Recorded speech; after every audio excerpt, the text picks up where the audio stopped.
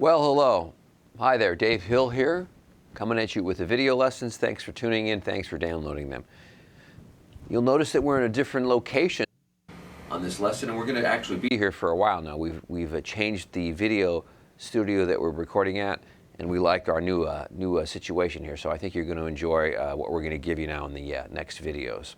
So we've got a nice little intimate vibe here, and we're gonna proceed on, and I hope you're having a good time learning a lot of stuff and reviewing. Make sure you review previous things that we've gone over in the other lessons, because there's a lot of stuff we've covered. Okay, so this is lesson 21, and as you recall, we've been talking about major 7th arpeggios for a while. We've been doing a number of things studying major 7th arpeggios, and I want to make sure that we continue studying arpeggios, but we're going to introduce a new arpeggio today. It's going to be a source of study now for a while. But before we do that, I'm going to have us do a warm-up exercise like I like to do. And coincidentally, this warm-up exercise is going to be about arpeggios. Okay, it's going to be a sequence, and you can download the PDF with this lesson, so you can read right along with me. But basically what this is going to be is a diatonic arpeggio sequence, okay? So in other words, what I mean is we know, and we've studied for a while, the major scale. And a major scale has chords inside of the harmonized scale. When you harmonize the scale, you come up with chords. And that becomes the harmony of the key, okay? So what I've done here is I've worked out a little major scale sequence dealing with the arpeggios of the key. So the chords in G major are G major, A minor, B minor, C major, D7, E minor, F diminished, and G major, okay? Now, if you were to play beyond the triad and played up to the 7th of each of these chords, you'd get chords like G major 7, A minor 7, B minor 7, C major 7, D7, E minor 7, and F sharp minor 7 flat 5. So that's the full 7th scale harmony of the key of G. So what we're going to do now is we're going to articulate each of these chords in a sequence. Okay, now we're going to learn all of these arpeggios in their full 2-octave shapes in 5 positions in subsequent lessons. But for right now, we're essentially just going to play a sequence that involves every other note of the scale and then coming down the opposite notes that we didn't pick up. And that essentially creates the scale harmony of G major in broken arpeggios. So you don't have to worry about not knowing what the arpeggios are in terms of all of the shapes. We're just going to play sequence. Just think of it as another sequence. So here's what the sequence sounds like, outlining the arpeggios of G major. 3, 4.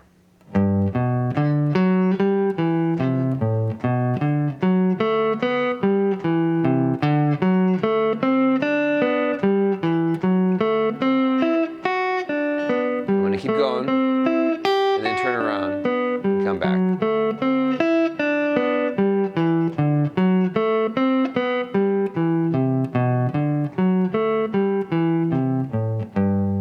Okay, so that's what it sounds like. But essentially, just so you know, it's the arpeggios of G major in a sequence pattern. I'm going up G major 7, and I'm coming down the 2 chord A minor 7. And then I go up from the 3rd note of the chord of the key, which becomes B minor 7. And I come down the 4th arpeggio of the key, which is C major 7. So I'm playing 1 octave chord shapes of these arpeggios. But for you right now, just don't worry about everything that I'm talking about right now. Just remember that it's every other note, and then skipping to the next degree of the scale and coming down every other note. And then going up to the next degree of the scale. And then going up the next degree of the scale and coming back down. And so forth. Turning around right here.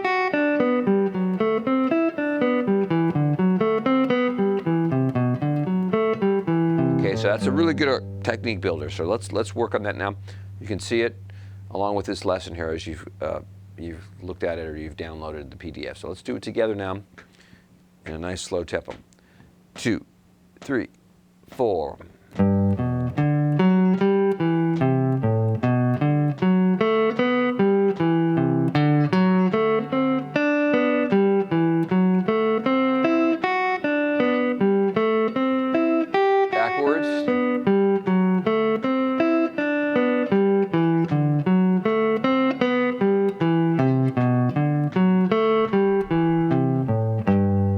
Okay, and this works out really good as a loop because you can just turn it around and start over again, and it works out to be a perfect, 4 measures, 8 measures.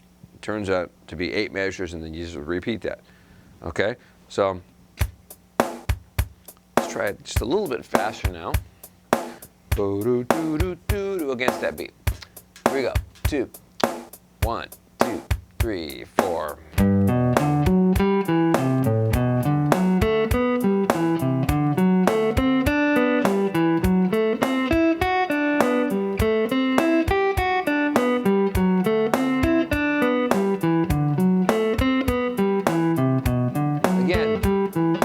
Up the 1 chord, down the 2 chord, up the 3 chord, down the 4, up the 5, down the 6, up the 7, down the 1, up the 2, and back down.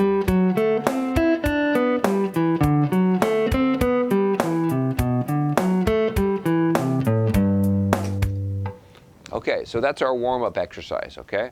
So that's a good one to study every day for technique. It's a good way to get facility with alternate picking and, of course, learning a new sequence for your major scale. We know how important those are. So, and eventually we're going to do that and learn that in 5 positions. That's basically playing out of this form of G major right here. Okay, but we're going to learn that in other shapes of the major scale. Okay, so work on that for homework. Okay, now let's talk about something that we've studied before. And I'm going to put this right behind me here. And hopefully you'll be able to see that okay. Move my chair here out of the way. Now, we've already studied these arpeggios before, speaking of arpeggios.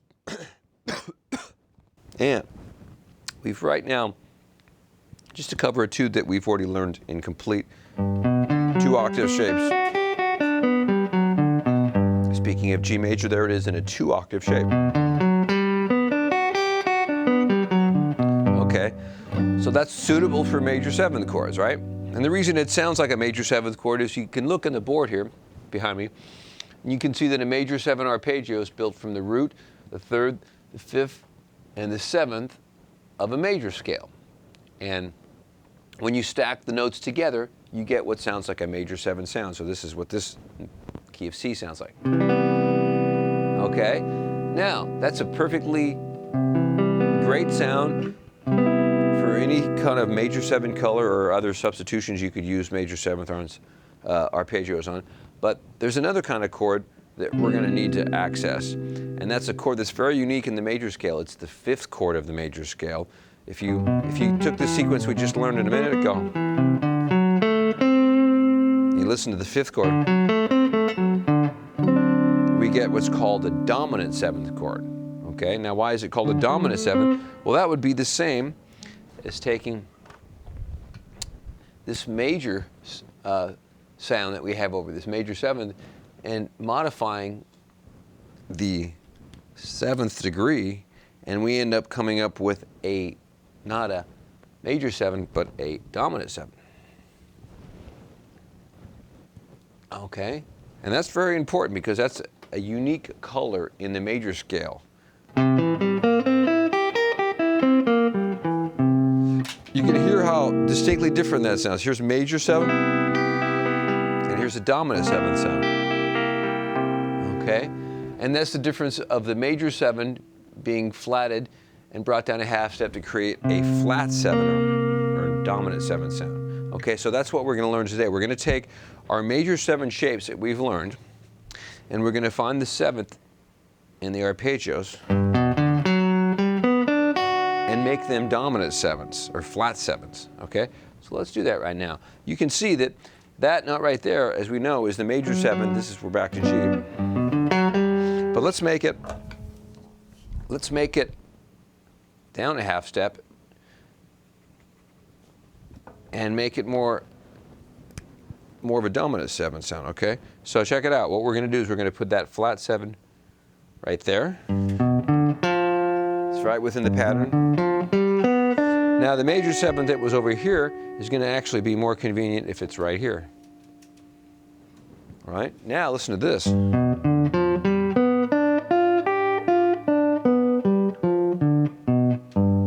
So it works out beautifully. It's right inside this position. And look at the chord that fits over this.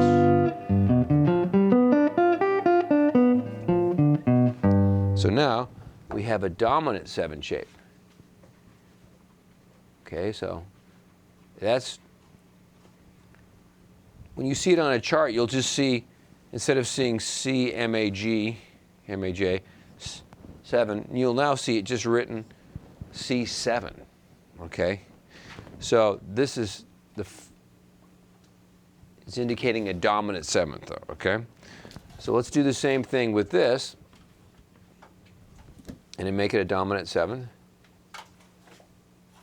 Dominant. Okay. And let's once again find the seventh, the major seventh, and flat it to a dominant 7 here. In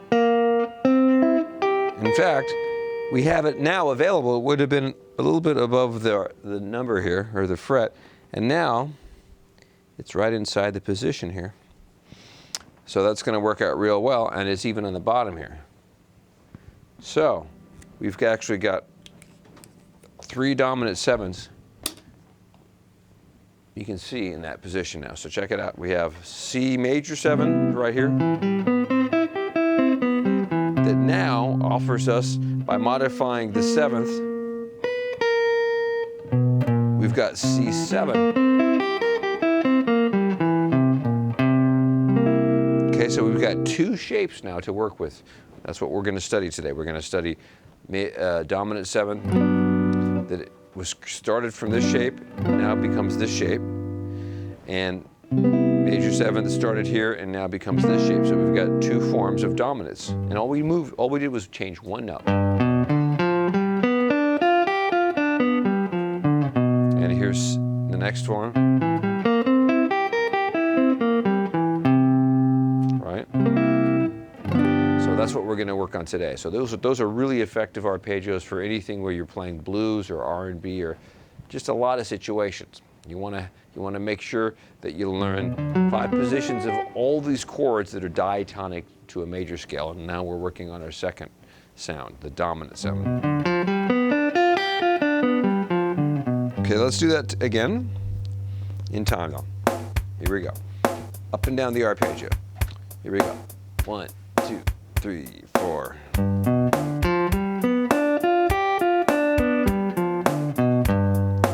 Let's try that again. 1, 2, 3, 4.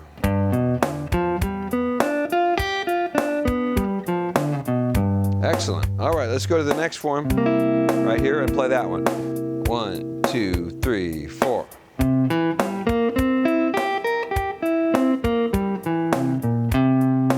Okay, notice that I picked up the flat 7 on the bottom here. I could actually get the 5th on the bottom as well. Let me do that. 1, 2, 3, 4.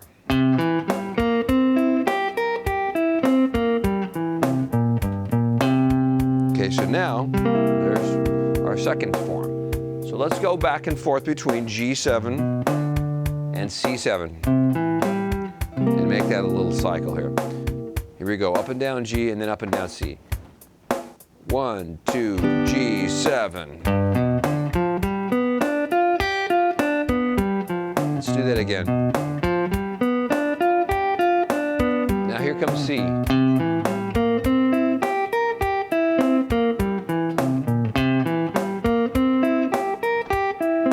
Okay, back to G.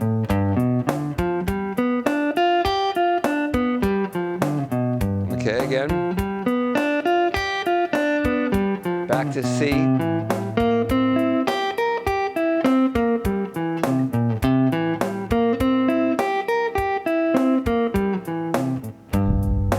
Okay, so there's 2 arpeggios that we've just learned. Okay, and our success in learning these new arpeggio shapes comes from learning and applying what we've already studied and then modifying it to fit something new. So we already learned major 7th arpeggios, and we learned them in 5 positions, but now we're going to take those major 7th arpeggios and modify them to make dominant 7th sounds. Okay, so then work on that. Now, the natural thing to do is to play them over a progression, which is what I'm going to do right now, to practice it and make it fun. So you can see our progression right here is now I'm in the key of A, and so we'll just take these 2 forms that we've learned and move them up a whole step, and we're going to play them in a little cycle of chords just for fun and just to get you used to making your hands move around in these keys. Okay, so I'm going to bring the band in here and do it in the key of A. Yeah, there we go. And it starts to feel kind of like an R&B groove, right? With this feel. And then here's the 4 chord. There's the D7 chord. Okay, so let's add those arpeggios over the top of it. Here we go. A.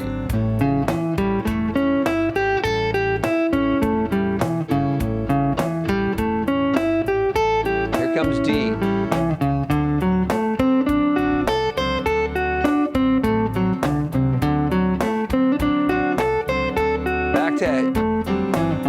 A, sorry.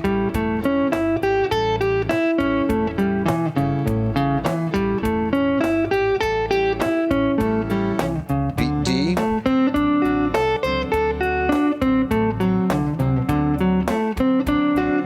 Okay, now let's stop right here.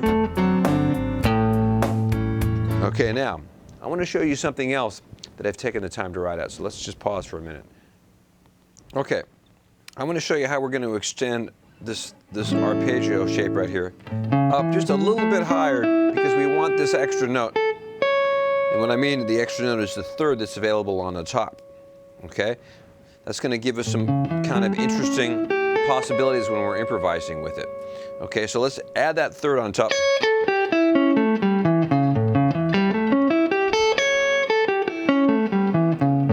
Okay? Because you're playing the 3rd on the bottom, you're just adding it now on the top, and you're stretching out just a little bit together.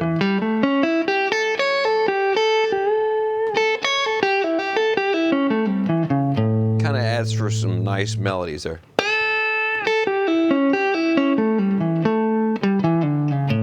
Okay, now the reason I'm doing that is because I want to be able to use that note in a sequence that I've written right here. Okay? Now notice I've got the key signature up there of the key of D because the A7 chord comes from the key of D, so that my key signature reflects the right key. And all that happens here in my sequence is I go up the arpeggio. That's just straight up to the 3rd, the top 3rd, and then what I do is I come down a sequence. What I'm doing is I'm coming down a sequence that's basically a sequence of 2. I go.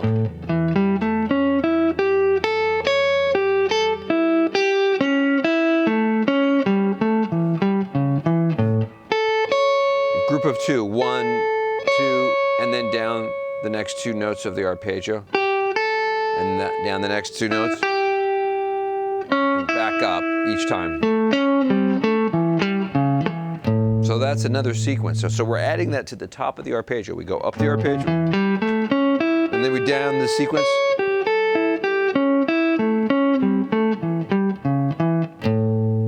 Okay, so it's just another way to make it interesting. Instead of just going straight up and coming down, we're doing a little sequence on the way back down.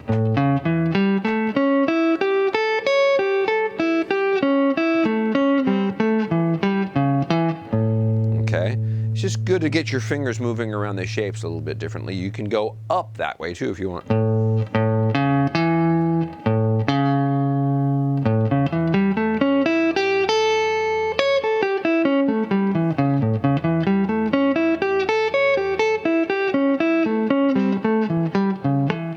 I'm going to do the same thing on the D chord. I'm going to take the same shape that we did right here, and I'm going to apply the sequence in this arpeggio. So we go up. Now remember, this is C natural here because it's only one sharp in the key of G. And then the same sequence.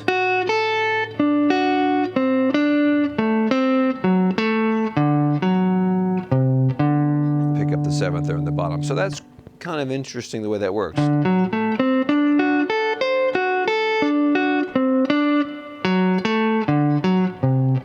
Actually, I think I messed it up. Let's try that again. 3, 4.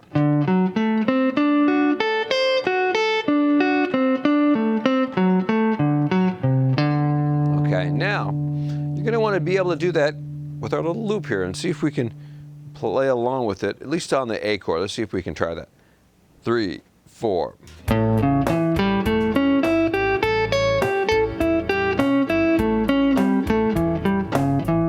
Now we do it on the D.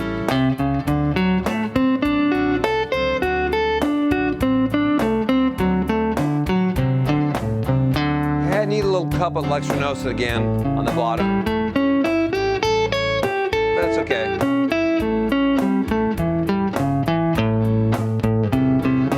Again.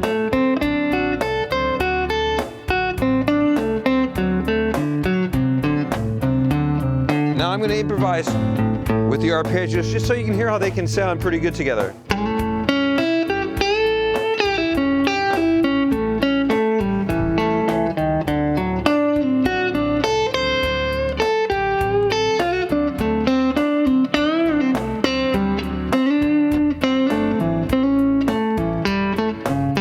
Almost just nothing but arpeggios.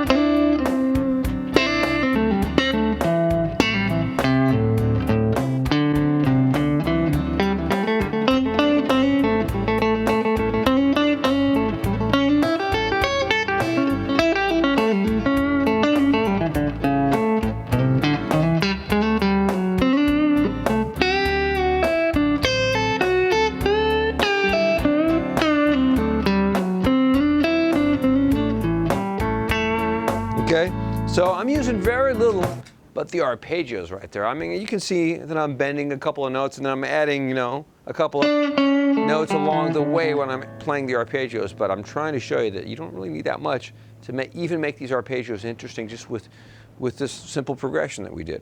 Okay, so we're going to start off basic, but I want you to learn for this lesson review the arpeggio sequence that we covered at the beginning of this lesson. Okay, and then I want you to work on the 2 arpeggio shapes that we just learned, and then the arpeggio shapes with the sequence built into them. Okay, I'll see you in the next lesson. Thank you very much for tuning in. Dave Hill signing off. I'll talk to you.